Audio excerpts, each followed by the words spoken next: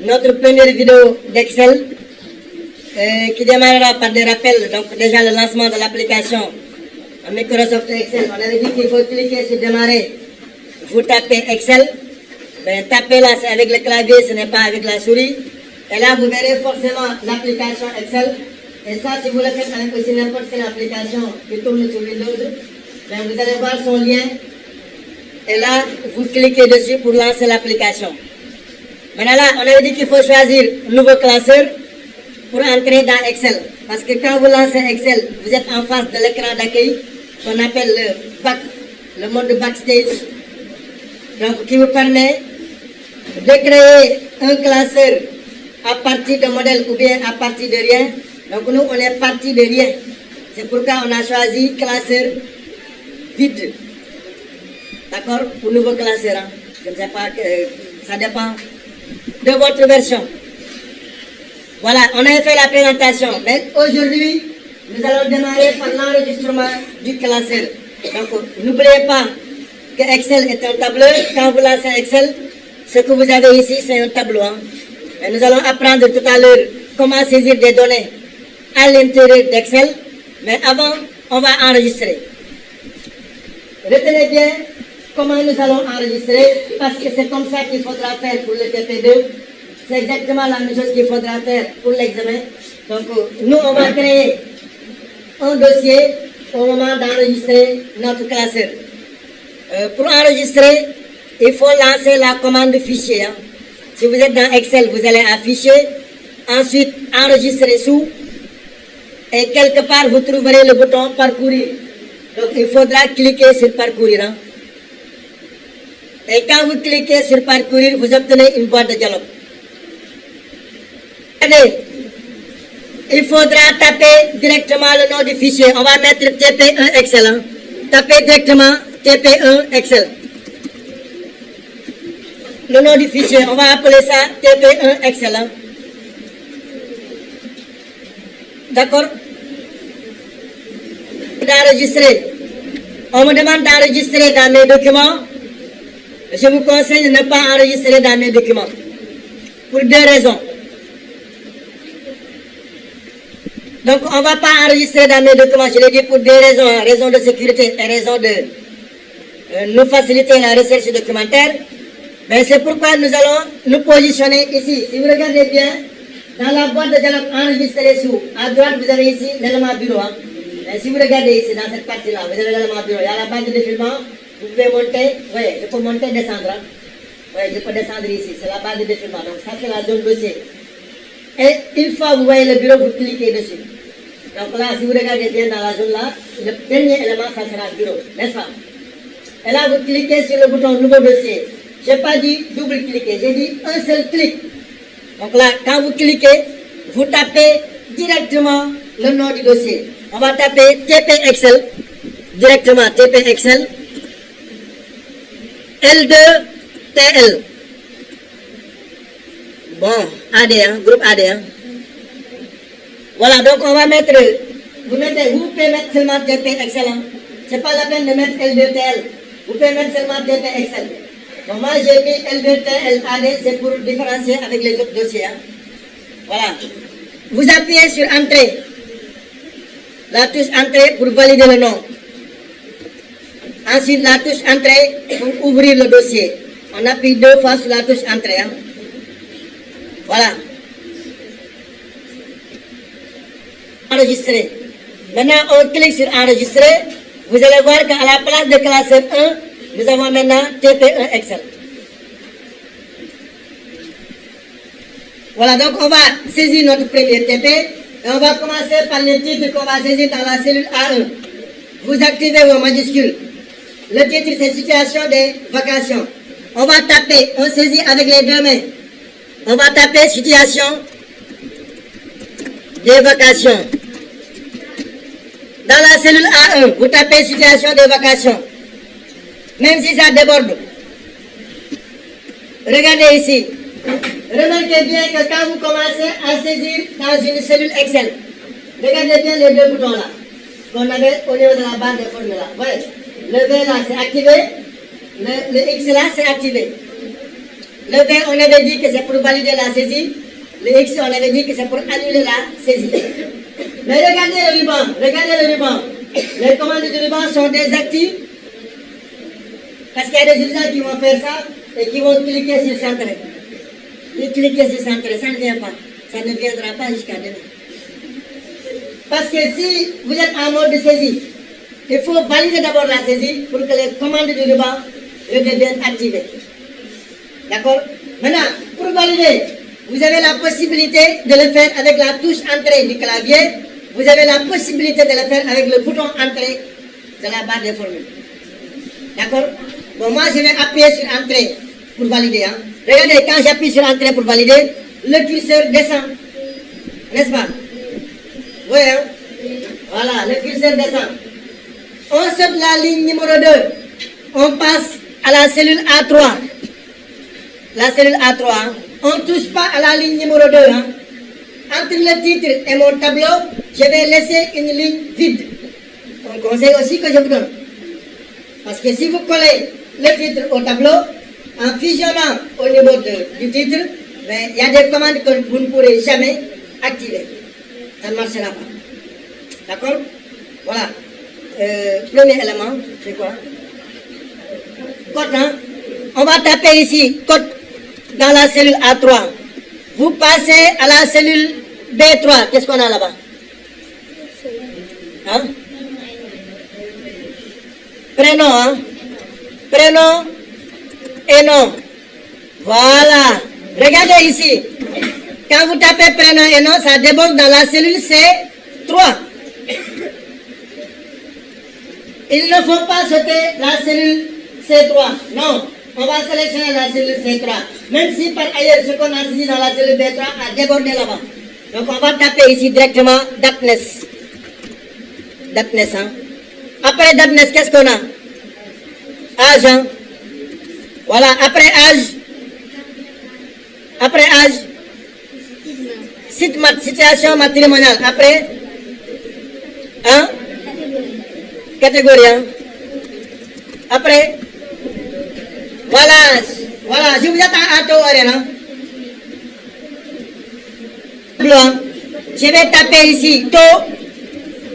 Pour aller à la ligne, j'ai dit qu'on appuie sur la combinaison des touches Alt-Entrée. C'est le Alt que vous avez à gauche de la barre d'espacement. Quand j'appuie sur Alt, je ne lâche pas. Je fais tac sur Entrée. Le curseur ira à la ligne. Et là, vous tapez horaire. Et là, quand vous validez là, vous allez voir que la hauteur des lignes va s'agrandir automatiquement, n'est-ce pas?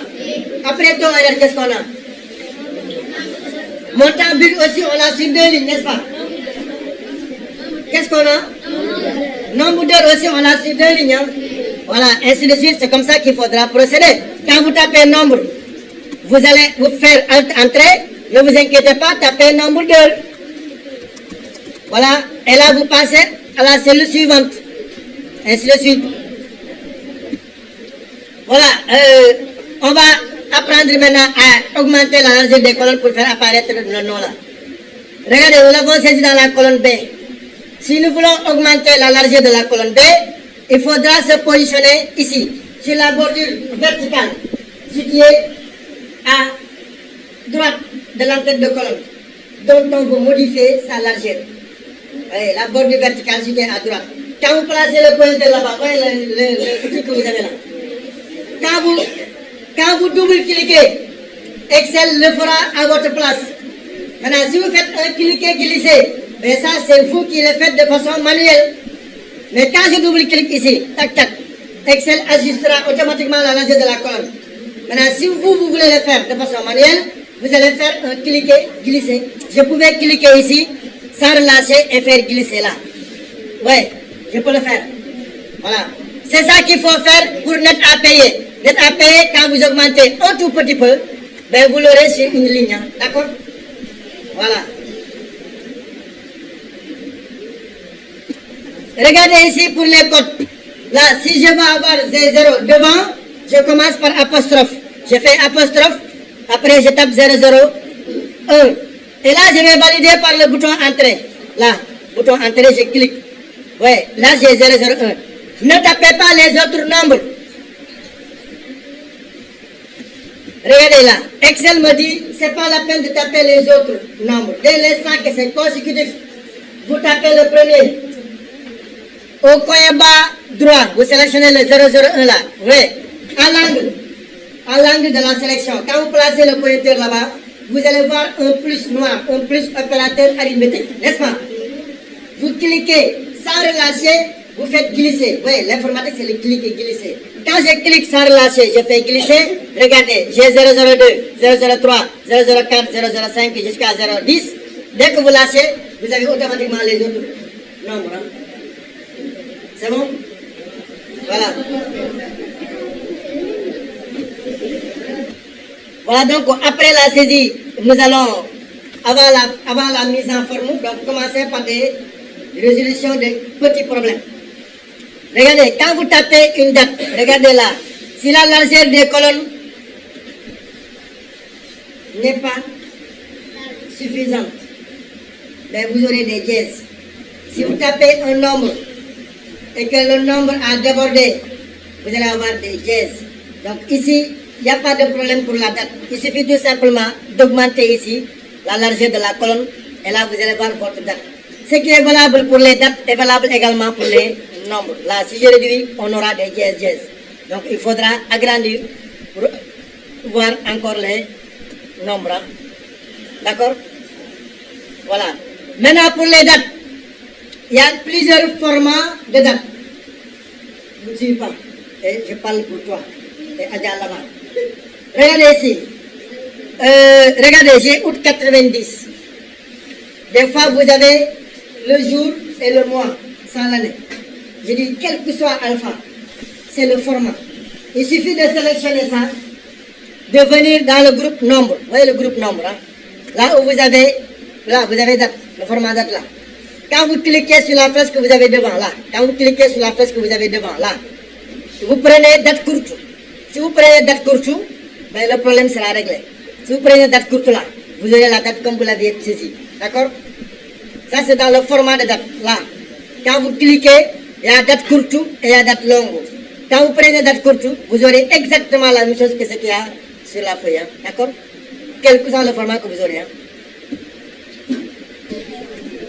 Voilà, maintenant, on passe à la mise en forme et surtout la mise en forme du titre.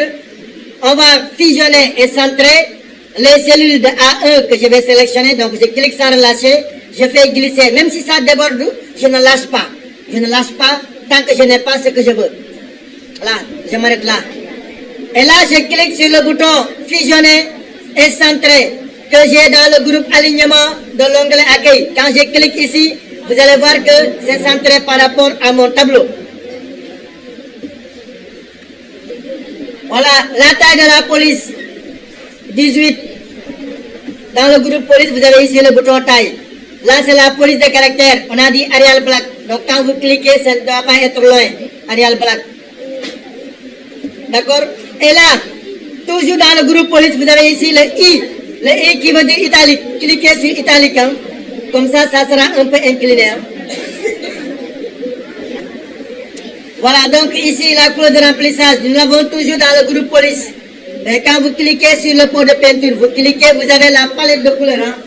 Maintenant, au niveau de la première colonne, quatrième ligne, là, vous allez voir, hein, c'est blanc, arrière-plan 1, plus sombre 25%. Il ne faut jamais dépasser ça. Vous cliquez là-bas, et là, ça sera appliqué la couleur de remplissage. Si vous avez fini, vous me sélectionnez les en-têtes de colonne, de code A, net API. Hein. Voilà, on va sélectionner ici de code A, net API. Vous voyez, on part d'une cellule à une autre cellule. Donc, première cellule, dernière cellule. Hein. On va mettre en gras. Regardez, on va mettre en gras. Vous voyez le bouton gras? Gras.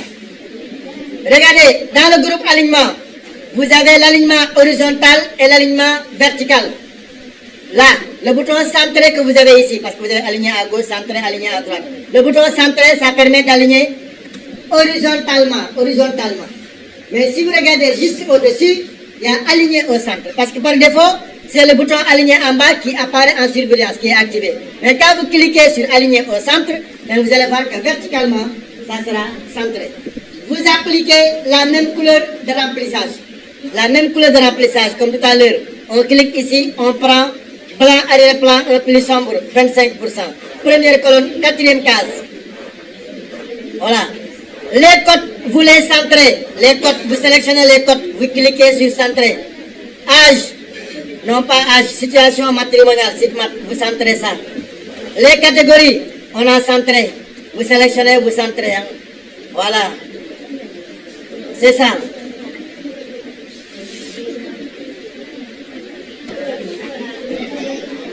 Pour sélectionner tout un tableau, on clique n'importe où à l'intérieur du tableau. On fait CTRL A. Maintenant, si vous faites CTRL A en dehors du tableau, regardez, si par exemple j'avais cliqué ici là, je fais CTRL A, ben c'est toute la feuille de calcul qui sera sélectionnée. Hein. Attention, je n'ai pas dit ça. J'ai dit, il faut cliquer n'importe où à l'intérieur du tableau. Français là, c'est compliqué. Intérieur. Je fais CTRL A. Excel est assez intelligent pour sélectionner votre tableau seulement. Maintenant, comment appliquer les bordures? Il faut aller dans le groupe police de l'onglet accueil. Vous voyez le bouton bordure là? À côté du bouton clé de remplissage. Hein?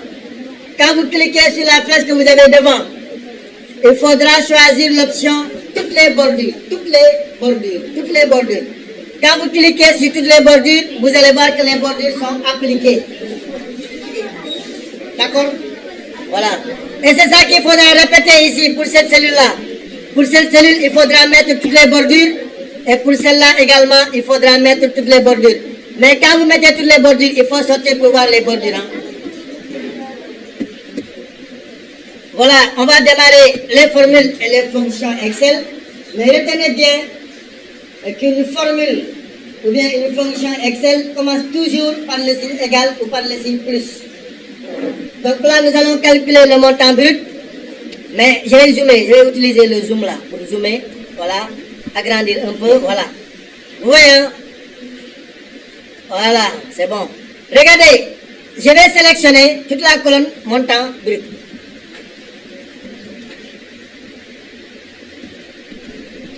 Voilà, j'ai sélectionné toute la colonne, c'est pour taper la formule une seule fois et valider une seule fois pour avoir le résultat sur toute la colonne. Maintenant, une formule Excel commence toujours par le signe égal. Mais si je mets égal, voyons, je mets égal ou plus. Si vous mettez plus aussi, c'est bon.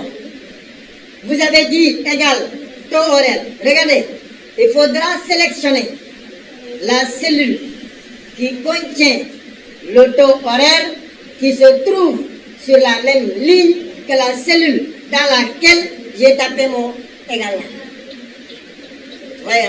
Donc là, je viens ici avec le plus pharmacie, je clique. C'est ça qui me donnera le G4 là.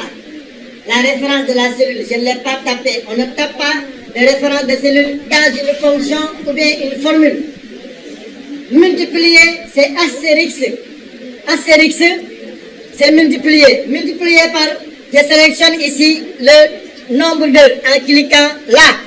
En cliquant sur la cellule qui contient le nombre 2 qui se trouve sur la même ligne que la cellule dans laquelle je suis en train de taper ma formule.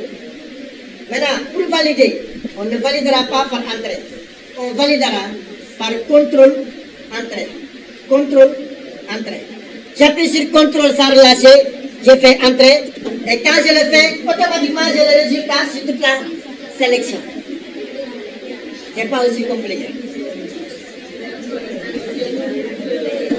Moi, je vais arrêter cette vidéo là ici. Hein.